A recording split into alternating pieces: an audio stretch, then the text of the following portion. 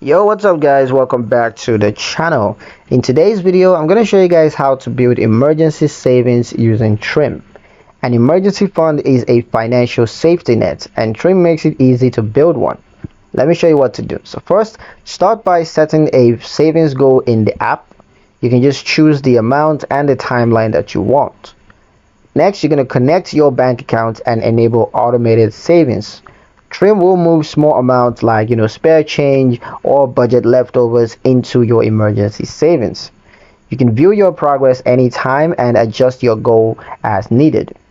Trim even sends alerts to keep you motivated. Whether it's $500 or $5,000, your emergency fund grows quietly in the background. Peace of mind starts with preparation, and Trim helps you get there.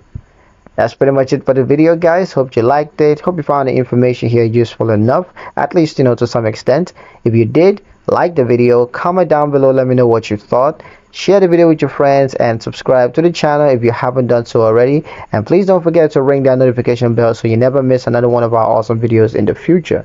Thank you guys for watching, and I'll see you in the next one.